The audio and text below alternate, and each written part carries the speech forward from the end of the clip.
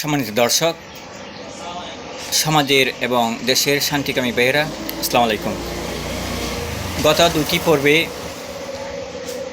মিথ্যা মামলা দায়ের এবং মিথ্যা সাক্ষী দেওয়ার শাস্তি সম্পর্কে বাংলাদেশের আইন থেকে উল্লেখ করেছি।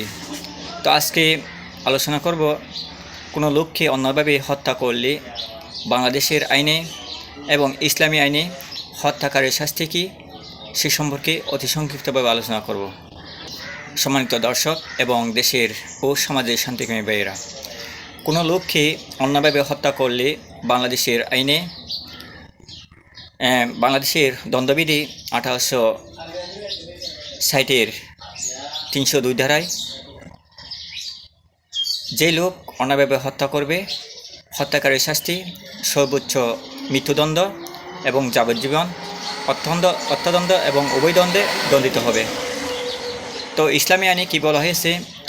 ইসলামী আইনে পবিত্র কোরআনে আল্লাহ পাক বলেন, সূরা নিসায় 93 নম্বর আয়াত, যে ব্যক্তি ইচ্ছাপূর্বক কোনো মুমিনকে অন্যভাবে হত্যা করবে তার শাস্তি জাহান্নাম, সেই জাহান্নাম থেকে কখনো বের হতে পারবে না। আল্লাহ তার প্রতি রাগান্বিত হবেন এবং তার প্রতি লানত বর্ষিত করবেন এবং দুনিয়াতে এবং আখিরাতে তার মহাশাস্তির ব্যবস্থা করবেন। সুপ্রিয় দর্শক এবং সমাজের শান্তিকামী ভাইয়েরা, ইদানিং সমাজে প্রভাব বিস্তার নিয়ে, সমাজের পারিবারিক কলহ নিয়ে, সম্পত্তির বিরোধ নিয়ে এবং একে অপরের প্রতি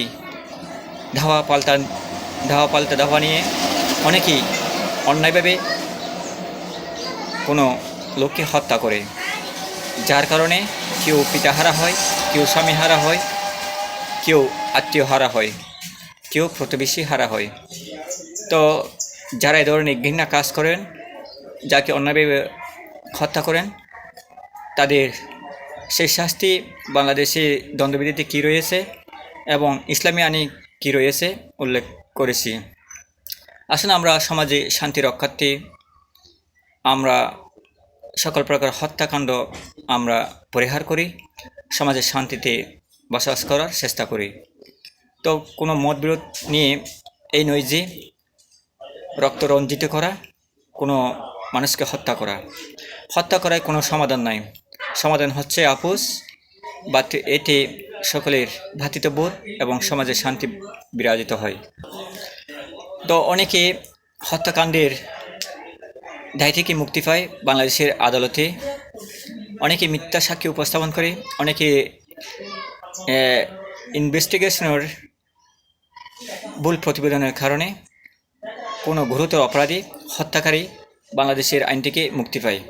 কিন্তু আল্লাহর আদালত থেকে কখনো মুক্তি পাবে না, কারণ প্রতিটি কাজের জন্য তিনি লিখে রাখেন এবং পরকালে তার শাস্তি ব্যবস্থা করে রেখেছেন। তো আসলে আমরা সকলেই এই ধরনের ঘৃণা কাজ, হত্যাকাণ্ড থেকে বিরত রাখি, সকলকে সুন্দরভাবে সমাজ গঠন করার উৎসাহ দিই। তো সবাইকে ধন্যবাদ। আল্লাহ হাফেজ।